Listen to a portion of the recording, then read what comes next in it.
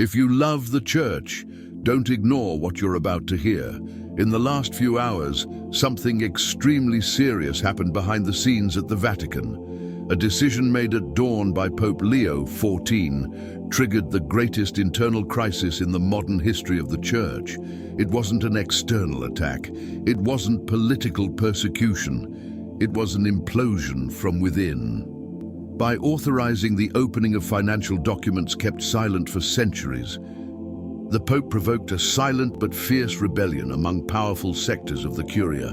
The reason: money, ancient secrets, power. While the world slept, the bells of St. Peter's rang like judgment, not celebration. The Pope walked through the Vatican corridors, knowing that each step could lead to an irreversible schism.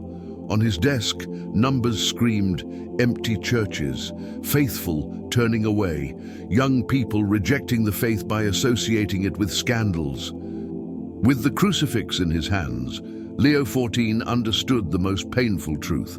The church's spiritual crisis was born at the heart of its financial history. And by deciding to expose that truth, he shook the foundations of the Vatican and divided the church like never before. Dear faithful friend, join our community by clicking the red subscribe button below on your phone or computer. Leave a comment with which city you're watching this video from and your name, so we can pray together for your life. Leo XIV leaned over the desk with the bitter lucidity of someone who knows that centuries cannot be erased with a decree. The practices rooted in the church's history resisted like ancient stone. Still, something was clear.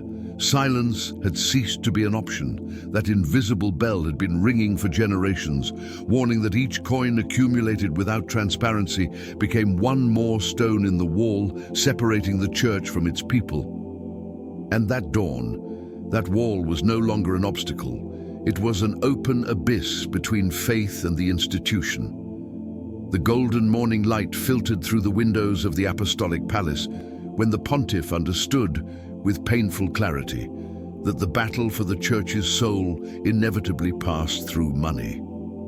The spiritual renewal he had dreamed of all his life would only be possible if the institution had the courage to face its own history, where gold had been at the same time. Sustenance and temptation. With steady hands, he closed the dossier. The time of silence had ended. The crisis of faith was no longer a distant statistic. It pulsed in the daily life of peoples.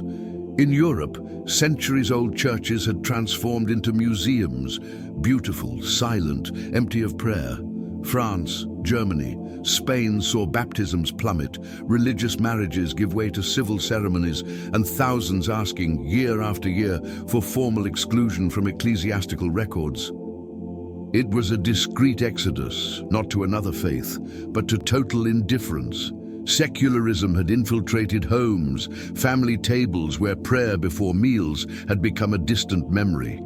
Leo XIV saw with pain that, in the richest and most educated societies, religion crumbled like an abandoned building. The spiritual void was occupied by consumption, technology, and cult of the individual, an efficient world, but without transcendence. There was no hatred of the church. There was only emptiness, and in that emptiness, faith extinguished like a candle deprived of oxygen. In Latin America, once a land of ardent devotion, millions migrated to evangelical and Pentecostal churches that offered a direct, emotional message, close to daily life. Brazil, the world's largest Catholic nation, showed an implacable decline. Entire families left parishes for temples where they found immediate welcome, vibrant music, and promises of divine intervention. They didn't feel betrayal, they sought a more living experience of God. In Africa, numerical growth hid deep fragilities. Communities faced extreme poverty, armed conflicts, and the dramatic shortage of priests. Fervent faith was threatened by violent sects, bloody persecutions, and international indifference that left Christians exposed to war and hunger. Reports from bishops spoke of faithful murdered in villages forgotten by the world. In Asia, Catholicism survived under constant pressure. In China, the clandestine church celebrated each mass under surveillance, each prayer a risk. In India, Christians were seen as intruders amid growing religious tensions. In the Middle East, the birthplace of Christianity, communities resisted like fragile embers in a hostile desert. But the deepest wound came from within. Scandals of abuse, internal disputes, and diocesan corruption corroded the church's moral credibility.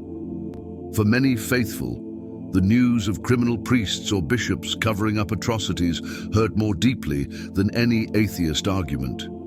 The attack didn't come from external enemies, but from shepherds who betrayed their own flock. Leo XIV asked forgiveness in prayer for wounds he hadn't caused, but had to carry. He knew that broken trust was difficult to recover. No document or administrative reform would suffice without authentic testimony of holiness. He recalled the words of an African bishop, "Holiness, people don't listen to us with ears, they observe us with eyes. If they see coherence, they believe. If they see contradiction, they leave." The global crisis of faith wasn't a sociological religious problem, it was a question of testimony. The faithful didn't ask for perfection, they asked for authenticity. When they didn't find it, they looked elsewhere or abandoned the search. Reports were alarming. European countries with more than 50% of young people without religion. The United States, with the nuns category growing faster than any church.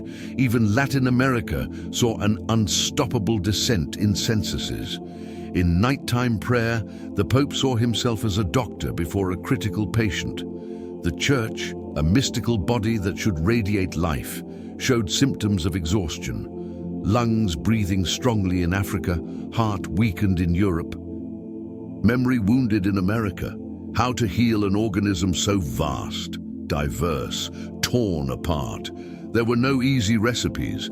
Any step would awaken resistance. But Leo XIV was clear. Indifference was the greatest threat. Not furious rejection, but icy silence. Emptiness where God wasn't necessary. That was the true crisis. Not that people hated the church, but that they no longer needed it. And in that emptiness, faith extinguished. The pontiff opened the study window. Rome slept under a starry sky, indifferent to the spiritual torments in his heart.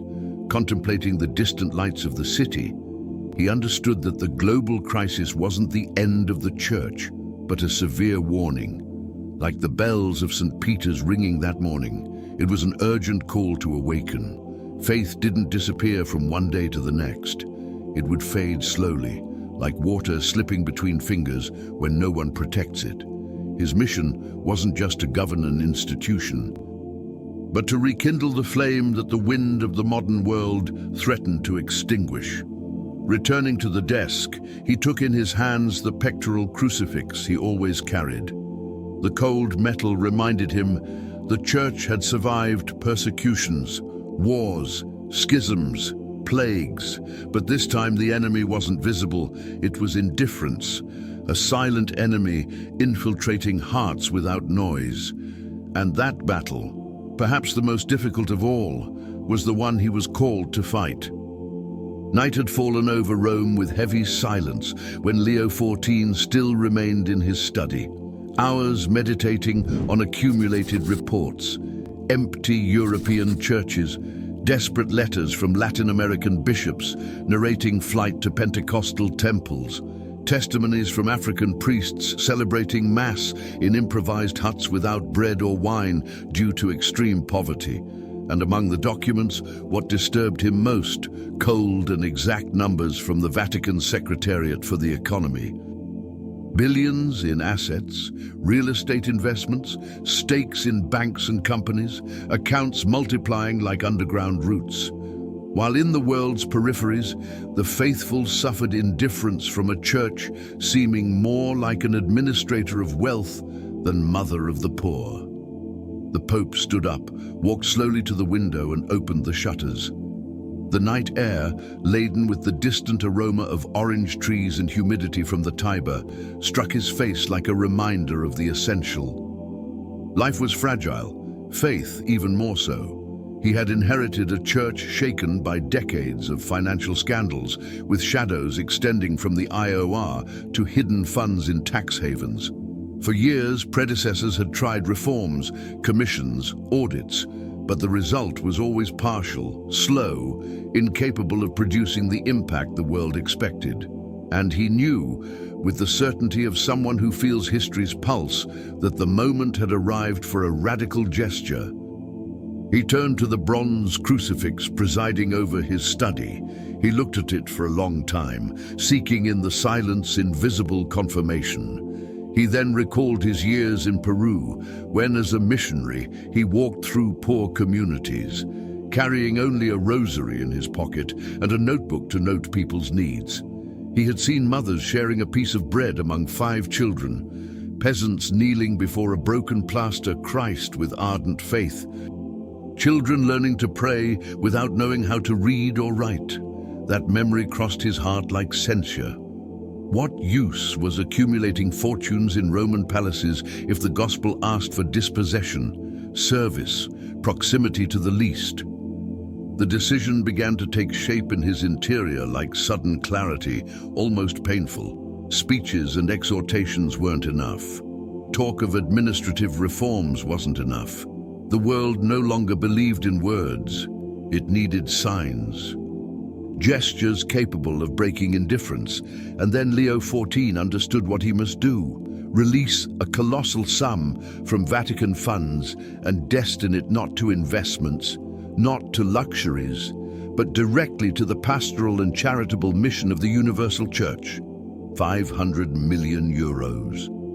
The figure resonated in his mind like a toll, as if the bells of St. Peter's replicated only to confirm that the time of half measures had ended. The pontiff knew the decision wouldn't be easily understood. More conservative cardinals would see it as waste, financial administrators as economic suicide, many governments as political provocation. However, deep in his heart, he had no doubts. It was necessary. If faith was dying because the church had lost credibility, then credibility had to be returned with an irrefutable act, with a sign that no one could ignore.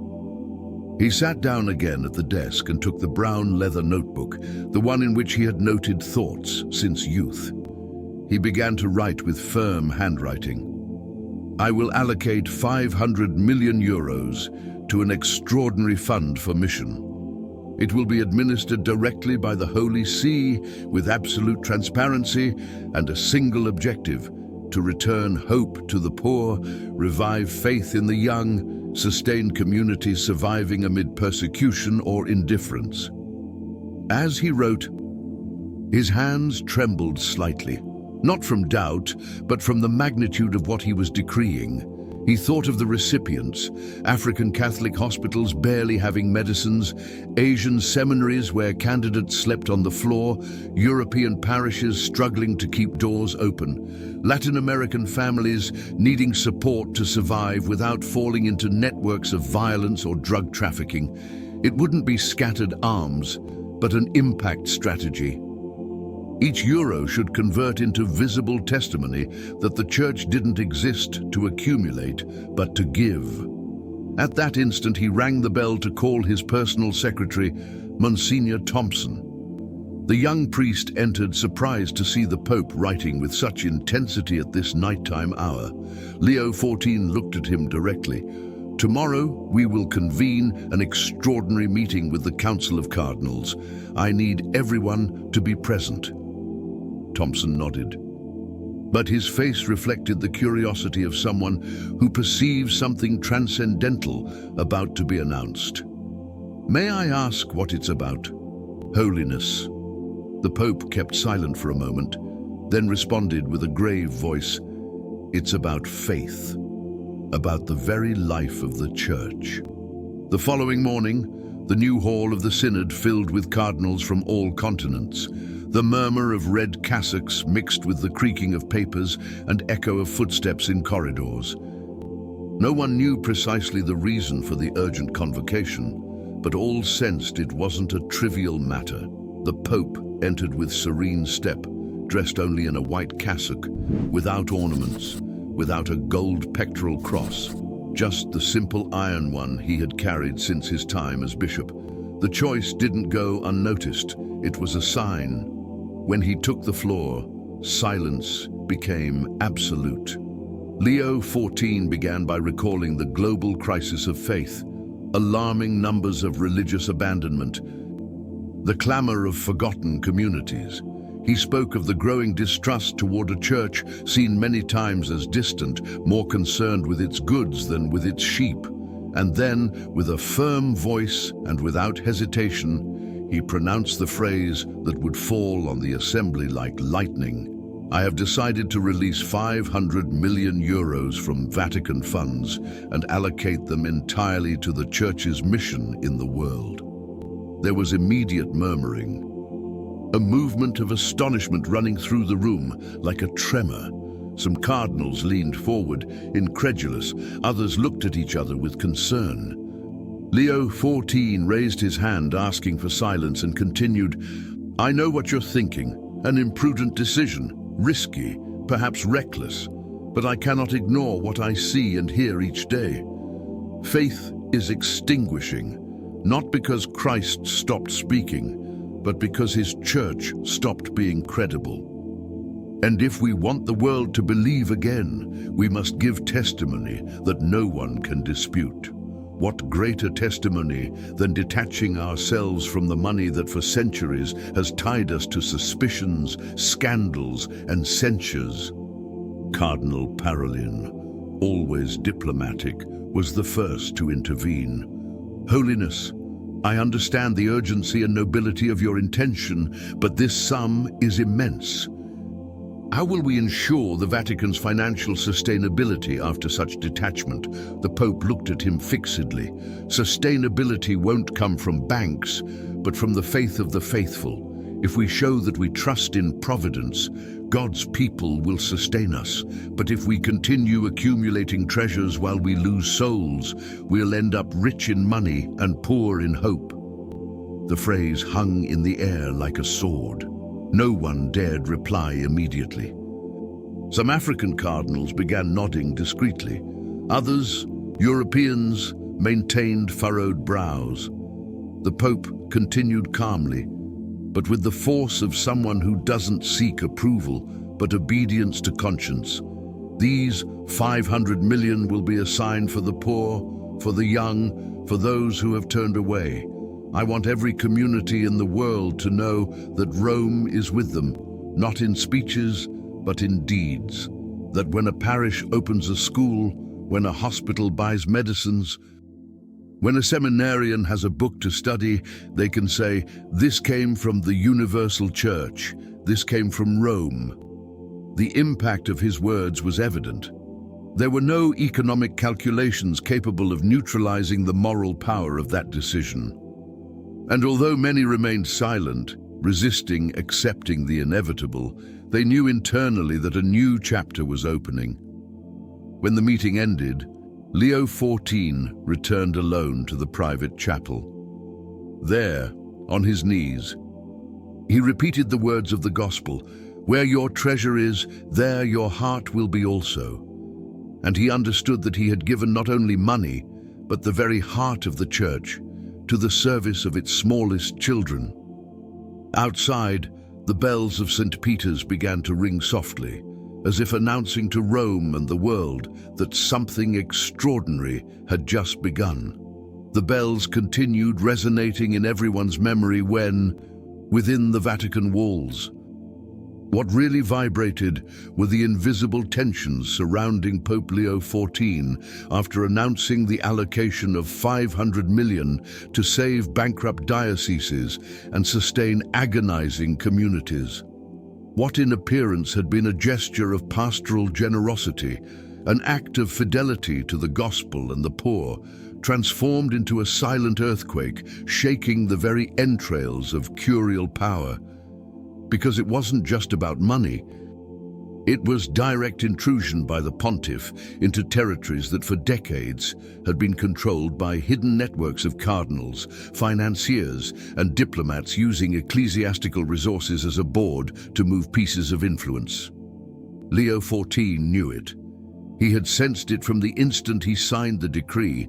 However, he had decided to act because in his heart he understood that the mission of Peter's successor wasn't to guard privileges, but to return the church to its people. That morning, upon receiving the first reports of reaction, he perceived the weight of that decision. The corridors of the apostolic palace were colder than normal.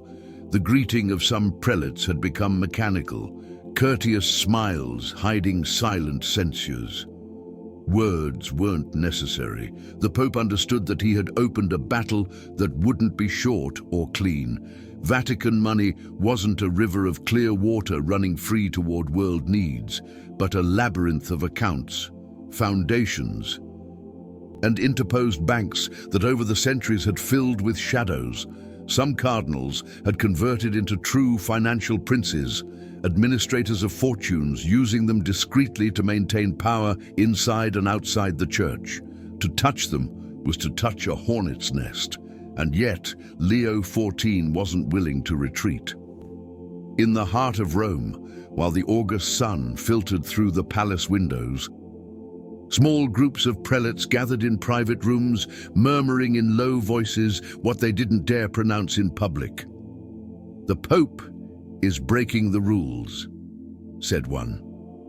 "If he continues like this, he'll destroy the balance that cost us so much to build," added another. And a third, with furrowed brow, affirmed, "We cannot allow him to squander centuries of resources in improvised decisions." But what disturbed most wasn't the money itself, but the loss of control. For decades, major investments by the Holy See had been decided in closed offices, with complicity from external consultants and bankers who knew how to move in the murky waters of international markets. Now, suddenly, the Pope had made a decision without asking permission, without consulting, without negotiating. It was a blow to the old culture of calculated consensus, equivalent to dynamiting the system from within. Leo XIV, meanwhile, remained serene in appearance. Though inside, he felt the fire of battle just beginning. He recalled nights in Peru when poor peasants received him in adobe huts, confiding their pain at not having priests or temples. Those voices marked his soul, and in that memory, he now found support to resist pressure from cardinals, speaking of financial stability as if the church were just a corporation. For him, true stability was in the faith of the small, in the hope of families struggling to survive. Not in balance sheets or audit reports, and yet he knew that opponents wouldn't surrender easily. In those days, anonymous documents began circulating in the Italian press, careful leaks questioning papal capacity to handle finances. Some headlines insinuated that he had acted impulsively, without calculations, putting the Holy See's solvency at risk. Others recalled that his experience was pastoral, not administrative, insinuating that he didn't understand the complexity of global markets. Leo XIV read these articles in silence, without responding publicly, but in his heart burned the certainty that behind each line hid the hand of someone who feared losing privileges. It wasn't the first time the press served as an instrument for internal Vatican struggles, but this time the target was him, and it would be increasingly forceful. At night, when he retired to the private chapel, he knelt before the crucifix and whispered words of consolation to Christ. "Lord, if this is yours, sustain me, because I am weak." In that silence, he found the necessary strength to move forward. He wasn't a political strategist. He hadn't been trained in Vatican diplomacy, but he knew the force of truth when told with an open heart. And he knew that although shadows were dense, the light of the gospel couldn't be extinguished with maneuvers. Meanwhile, At the other end of the city, discreet meetings took place in elegant offices where bankers linked to the IOR discussed consequences of the papal decision. For them, 500 million represented more than a number. They represented contracts at risk, wobbling alliances, benefits that could evaporate. Some sent cautious messages to cardinal contacts. Others planned how to discredit the initiative under the pretext of economic prudence, but all shared the same conviction. The Pope had crossed a dangerous line. In those days, two names began resonating with special force in the obscure corridors of power. Cardinal Ernesto Silva, with a reputation as an iron administrator of funds in Latin America, and Cardinal Ricardo Duarte, a man of international contacts and great influence in European financial organizations. Both felt directly threatened by the papal gesture, and although in public they maintained composure, in private they worked to weave alliances against the pontiff. They did so not only from personal ambition, but because they feared that, if Leo XIV continued on this path, the entire hidden structure they had built over decades would crumble like a house of cards. Days passed with a strange rhythm, tense calm on the surface and a fervor of conspiracies in the hidden. Leo XIV perceived hostility even in small gestures, an evasive look in a meeting, a document taking too long to arrive at his desk, an international call intercepted with suspicious delay. Each sign was like a crack in the wall, revealing that the battle wasn't against ghosts, but against concrete men moving stealthily. And yet, the Pope continued appearing each morning in St. Peter's Square to bless pilgrims, smiling with serenity. Hiding under that pastoral calm, the fire of combat robbing him of sleep. On one occasion, while walking alone through the Vatican gardens at dusk, he recalled words of St. Augustine that had so marked him in youth. "In the midst of wolves be a shepherd, in the midst of the storm be a lighthouse." The phrases now resonated with renewed force, because he felt surrounded by wolves disguised as lambs, by storms hidden under apparently clear skies, and yet his conviction was firm. He hadn't come to the papacy to administer an inheritance, but to open a new path. In Rome, rumors multiplied. Some journalists spoke of a financial schism in gestation. Others insinuated that the Pope could face internal boycott. In embassies accredited to the Holy See, diplomats requested explanations. Was the Vatican about to lose global economic influence? Was Leo XIV a visionary reformer or a reckless improviser? Questions circulated without clear answers, and ambiguity fed even more the sensation of crisis. But what no one could deny, something was moving in the Church's entrails. What had begun as a financial decree had transformed into a spiritual battle, where at stake weren't just figures, but the very credibility of the gospel before a world watching with skepticism. In Rome's cafes, lay people wondered, will this Pope be able to clean house? And in poor parishes of Latin America, peasants and workers prayed with hope. May the Pope not abandon us, may they not silence him.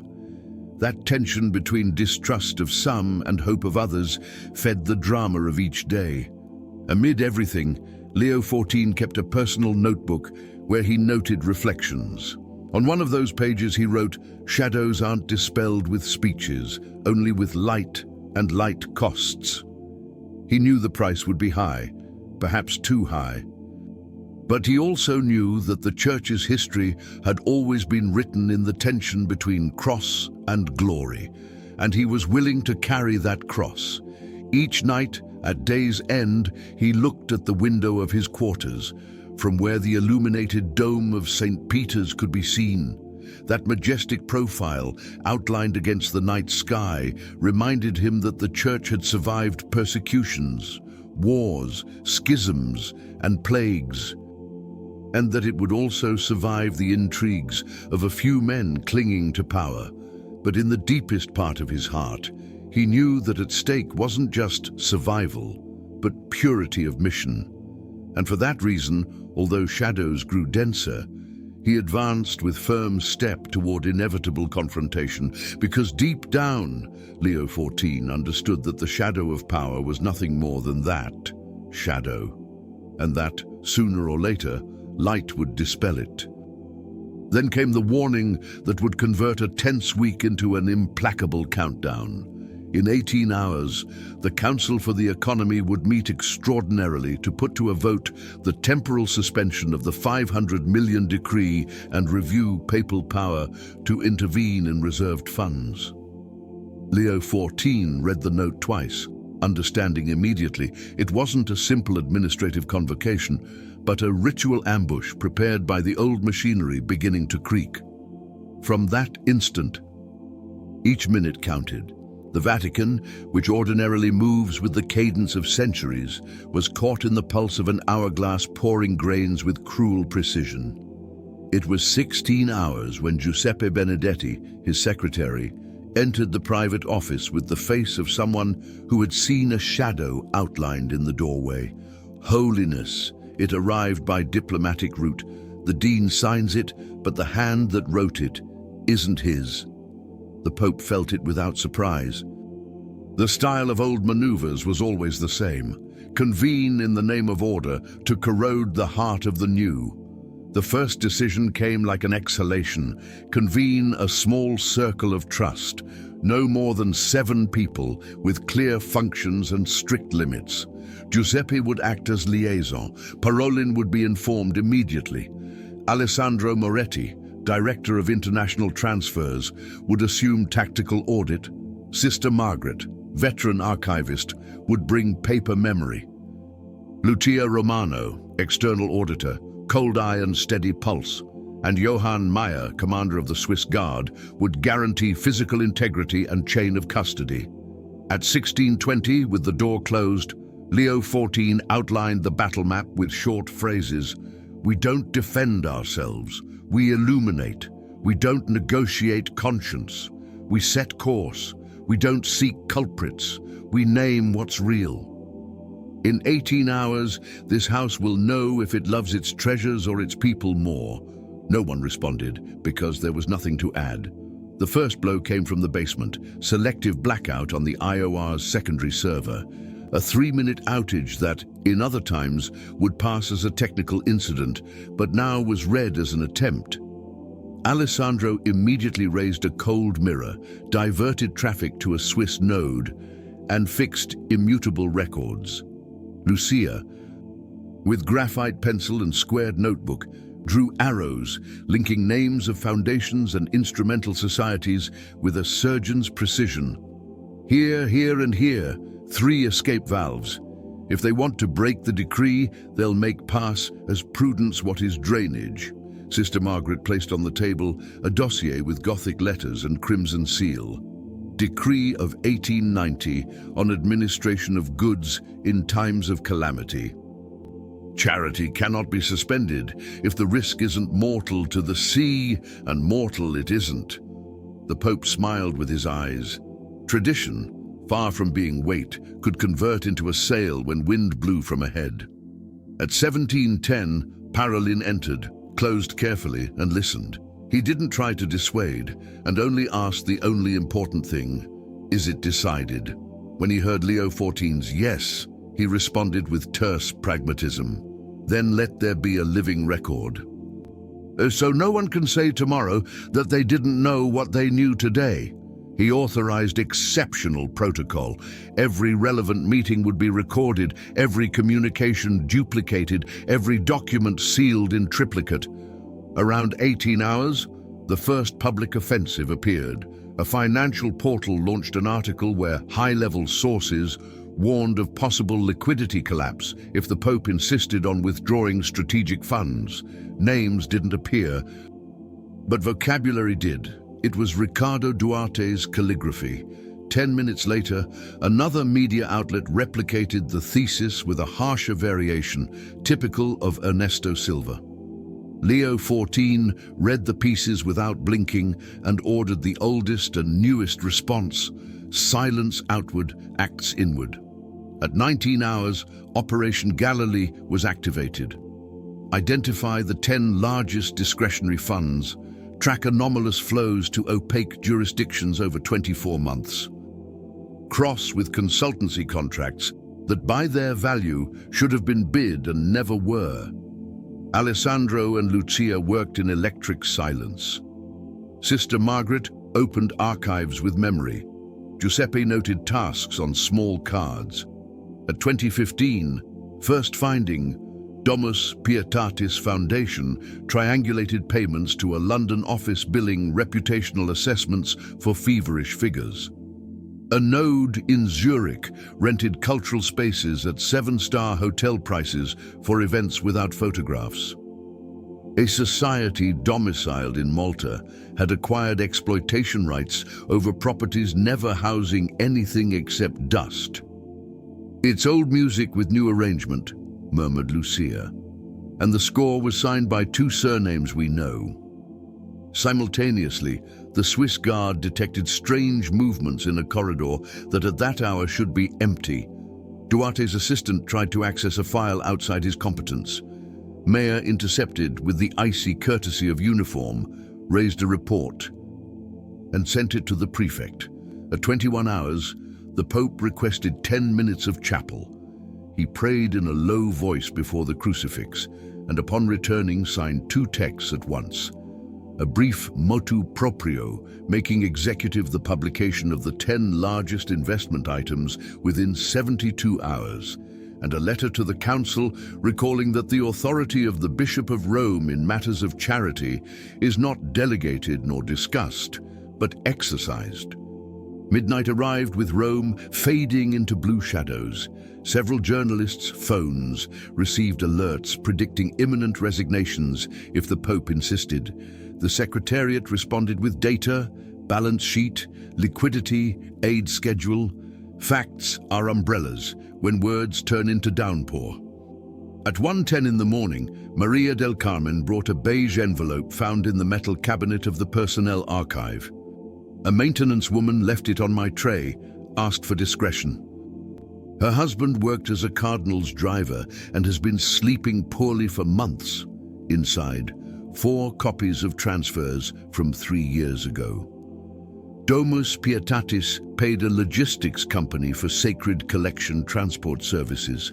With a curious detail, the final recipient was a warehouse on the outskirts of Milan without a license for art. "If money flowed through here, someone saw it pass," said Lucia. Sister Margaret recalled a missing inventory from a traveling exhibition suspended in the pandemic. They never closed the file. Touching money is one thing, touching memory is another. If it could be proven that they disguised interests under sacred culture, the indignation wouldn't be administrative, but moral. Between 2 and 4 in the morning, the cenacle worked like a lung. On a crystal board, Giuseppe drew a timeline with 11 landmarks. Alessandro tracked IPs and secured seals. Lucia consolidated a report that was less narrative and more mirror. Parolin revised drafts with dark pencil. Mayor adjusted rounds. The Pope, without sleeping, alternated bitter coffee with brief silences of prayer. At 5:30, a decision was made modifying the day's choreography. Before the council, there would be a closed-door meeting with Duarte and Silva, with recording and witnesses, not to interrogate them, but to offer an honorable exit. Renounce financial management and you'll remain safe in dignity and service. Oppose resistance, and truth will follow its course without makeup. At 6:45, in a sober room without frescoes or curtains, the 2 cardinals arrived. Duarte elegant, scrutinizing gaze, Silva harsh, tense jaw. They signed consent to recording and sat facing a table without papers. It was Leo XIV himself who spoke first without raising his voice. We're not in the Inquisition. We're before a cross of decision. I saw flows. I saw triangles. I saw accounts not smelling of gospel. If there's an explanation I ignore, say so.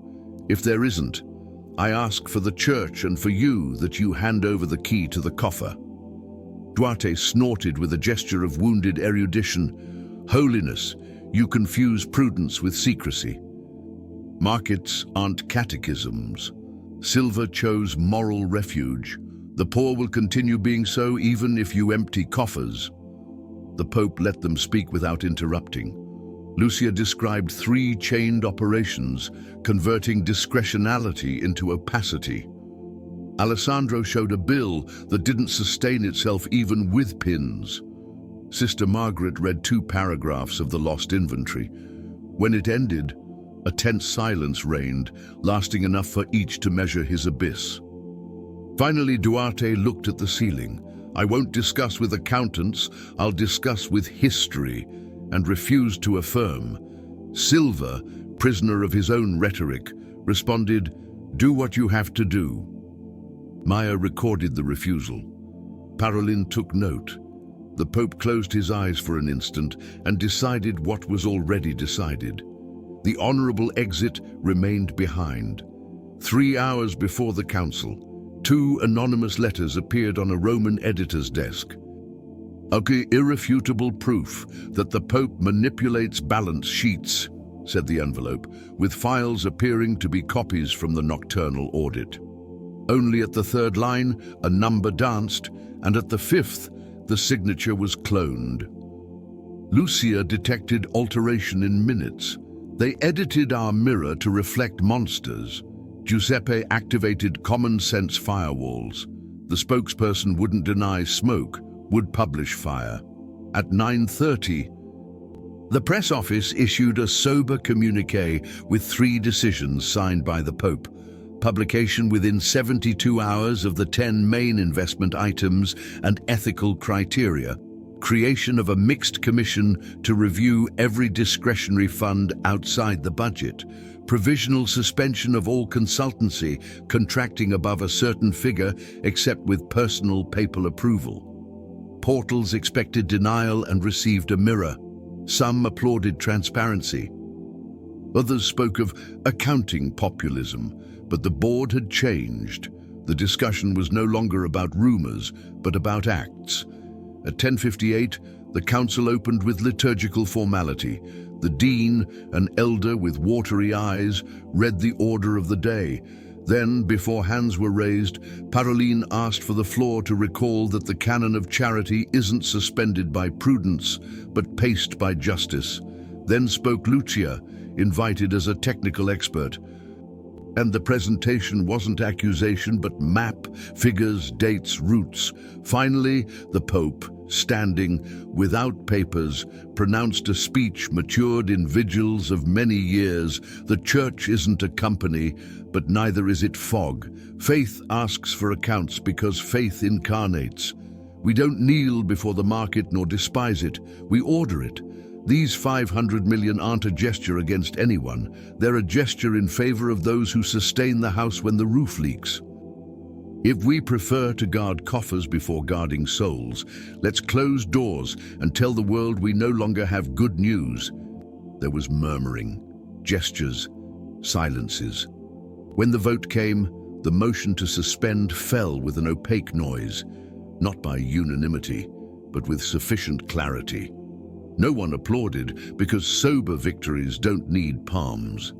After the session, Duarte and Silva received letters from the Pope requesting with filial gratitude their resignation from any function linked to financial management and retirement to a time of prayer and discernment.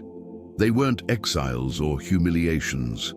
They were half-open doors. One responded with indignant Latin, the other with tense silence. The rest of the day advanced with the slow haste of great turns, journalists on guard, diplomats taking notes, employees exchanging glances of relief. In the gardens, Leo XIV walked with Maria del Carmen among mulberries and trimmed hedges. She spoke to him of a gardener who, upon seeing the news, said, "Finally, someone waters where the earth is dry." The Pope smiled, tired and luminous. At 16 hours, exactly 18 hours after the note opening the countdown, the Apostolic Palace breathed differently. There were no trumpets or fireworks, but shadows seemed shorter. In the chapel, the Pope knelt again, and this time the prayer wasn't supplication or complaint. It was simple thanksgiving, not for having won, but for having been sustained in the attempt. Upon leaving, he found Giuseppe leaning against the doorframe, with glassy eyes of someone who has gone too many hours without sleep. "We survived the clock," he joked in a low voice. "Not the clock," corrected Leo XIV, "ourselves." He looked at the dome of St. Peter's, golden from the sun beginning to fall, and thought of the house he wanted to build, a church spending treasures as a mother spends her time without counting it, and administering accounts as a peasant administers tools with cleanliness. Night would return, resistances too. Headlines would continue making noise, but something had changed at the center, the conviction that light, when it dares, forces shadows to seek another refuge. Among walls that had seen everything, history began to turn a millimeter. Enough for millions of lives to feel that, for once, the heart of power beat to the rhythm of their hope. The following morning brought no headlines or shouts, but a fine, educated rumor, more dangerous than any harangue. Those who had lost wouldn't fight in the open field, they would dismember. The first memorandum said without saying, "Review with proportionality criteria the deadlines of the motu proprio on transparency." They didn't ask to suppress, they asked to postpone, reinterpret. Leo XIV left the paper on the table. He knew that in the basement shadows were already taking root. At noon, a foreign weekly published copies of consultancy contracts, mixed, partial. In the afternoon, a famous economist spoke on television of expensive moral gestures. The word expensive became a refrain. In two episcopal conferences, an invitation to prudence and collegiality circulated reservedly. No one named the Pope. Everyone knew whom they alluded to. Leo XIV didn't respond with a speech. He gathered his people in the narrow room: Maria del Carmen, Giuseppe, Lucia, Alessandro, Sister Margaret, Maya. "What do we owe those who don't understand what we do?" he asked, shifting the axis from self-defense. Lucia: "Simple explanation and verifiable data, and time to listen." Maria: "And faces? If they only see numbers, doubt feeds itself." Two lines came out of that table. Of iron, armor processes, sensitive documents with triple seal, files with access control, all contracting above threshold, reviewed by mixed commission with lay majority. Mayor reinforced perimeters without noise of boots. Alessandro elevated alerts on servers. Sister Margaret classified dossiers with notary patience.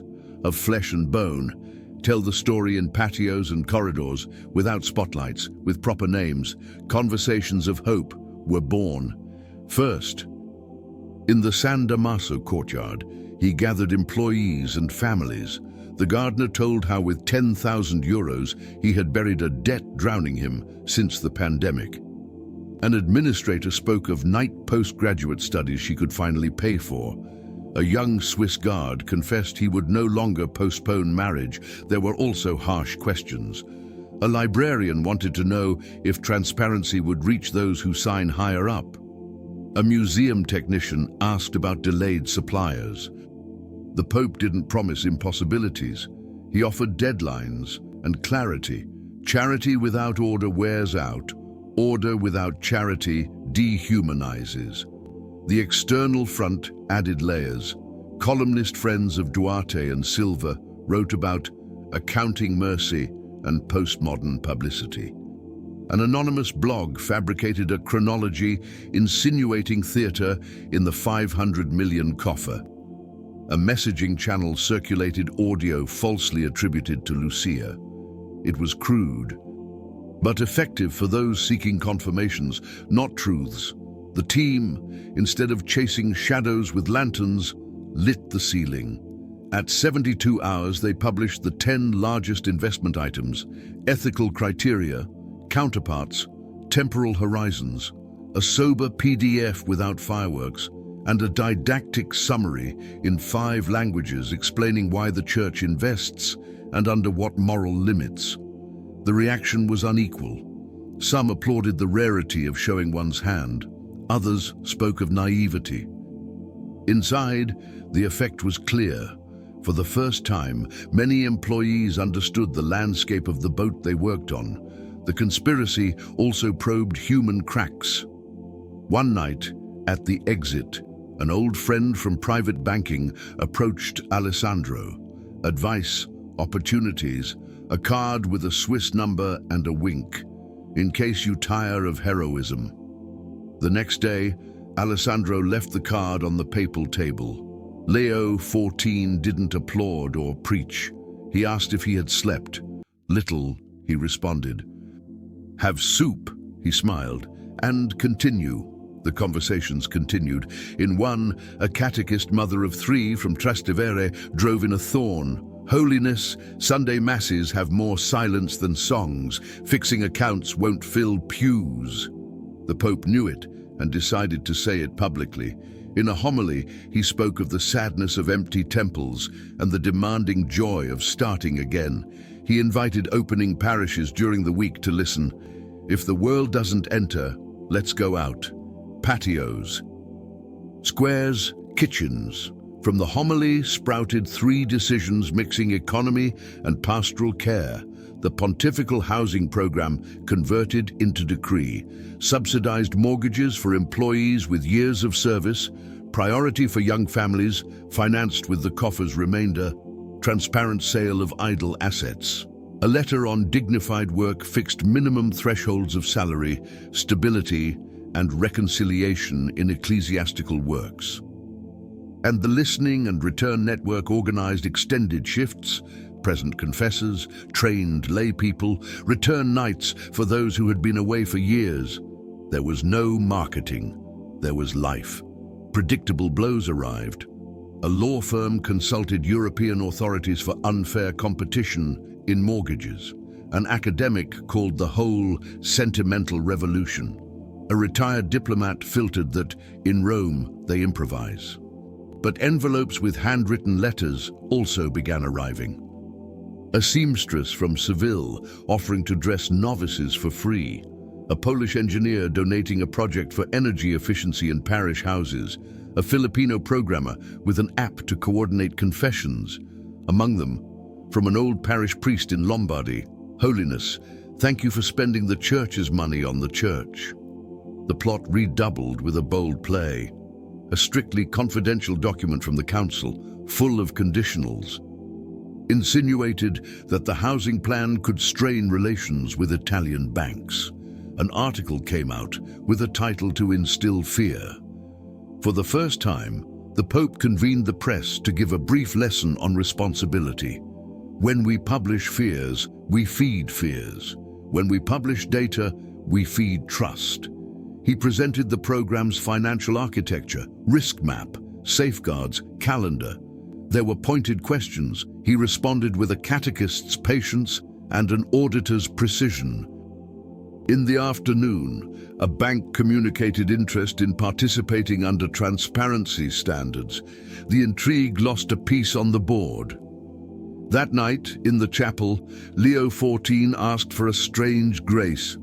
Don't make me fall in love with being right, but with doing well.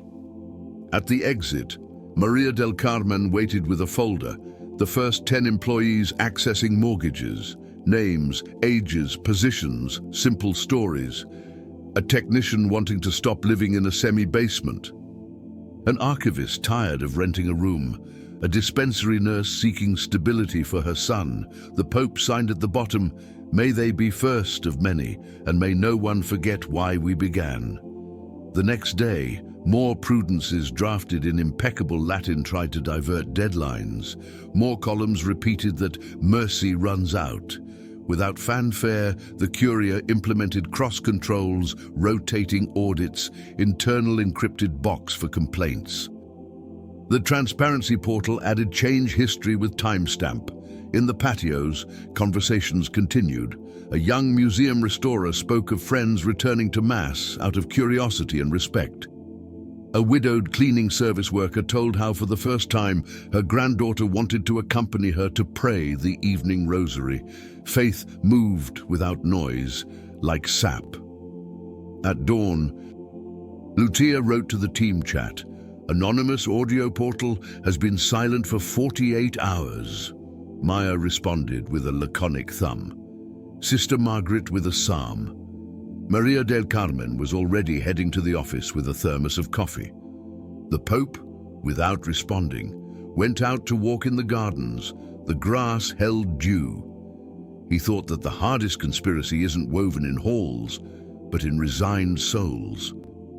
The only way to defeat it isn't to exhibit villains or collect rhetorical victories, but to persevere in the humble, open windows, sustained hands, treasures spent on people." When he returned to the office, on the upper margin of the first sheet, he wrote a word that was already program and shield: fidelity. Weeks later, the first solid figures confirmed the reach of the housing program and bridge fund. There was no celebration or triumphant balance. There was the grave sensation of someone who understands that each solution opens a chapter of new problems. Consequences arrived in waves. In Rome, rents in certain peripheral neighborhoods tried to shoot up. Governance responded with transparency in sight. Lucia added to the portal a dynamic alert detecting sudden price peaks by zone. The European authority concluded its review. Irregularities corrected, criteria published, audits in progress, recommendation of continuity. Maria del Carmen discovered the human cost. Teams working exhaustively. She ordered forced rotations and created a monthly day without meetings. Caring for the caregiver is part of the program. Outside the walls, the echo adopted unpredictable forms. 3 municipalities in Lazio replicated the incident board. In Milan, a mixed consortium of parishes and public hospitals adapted the mobile clinic protocol. In Lisbon, a lay rectorate asked permission to teach governing with windows as a transversal case. Resistances also arrived. A property owners' league denounced moral interventionism. A columnist coined charity directed from above. The label lasted 2 weeks until a family wanting to profit by changing domicile to raise their score was discovered.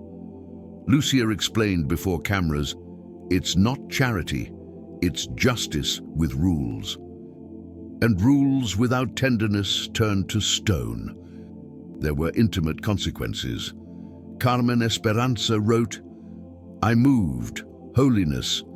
The window faces a tree, and when I sweep I feel I'm sweeping for everyone's house." James O'Brien, married, asked to switch to night shift twice a week to accompany his wife in the first trimester of pregnancy. Francesco Martinelli, retired, returned in the morning with a box of seedlings and planted them on a forgotten edge of the garden. So they remember that beauty is also bequeathed. Sister Margaret added to the file an envelope with letters from children sending coins from secular schools. For the truck that heals, for the man without a leg from Arequipa, for the family I don't know. They weren't large amounts. They were proof of pedagogy without decree. The deepest consequence was spiritual. The long tide of religious disaffection didn't reverse like an easy miracle, but in parishes, a humble return was noted. People not asking for anything, just being there. Young people leaving their phones silent during Mass. Couples asking for blessing before signing a mortgage, not from superstition but from gratitude. The city multiplied discreet signs. companies offering staff 2 hours a month for volunteering at the clinic, a union proposing windows clauses in negotiations, a university opening an oratory of silence for anyone wanting to breathe. Finally, that night in his chapel, Pope Leo XIV knelt and prayed with a choked voice, "Lord Jesus Christ, who gave everything for love, teach me to detach myself with joy. May I never confuse treasures with treasure, accounts with hearts, structures with people. Forgive me if I wounded, but don't allow me to be cowardly when truth demands courage. Bless all who worked on this journey, those who doubted, those who trusted, those who tired themselves doing good. Especially bless the poor who came to believe again that the church is a mother, not a boss. May each euro spent in your name be a seed of hope. May each window opened be an invitation to light. May each bridge built be a path of return to you. And when I depart, may they not say, 'He was prudent,' or 'He was reckless,' but simply, 'He loved your people.' Amen." Outside, the bells of St. Peter's rang softly, announcing a new dawn, and in millions of Catholic homes around the world, souls began, little by little, to believe again.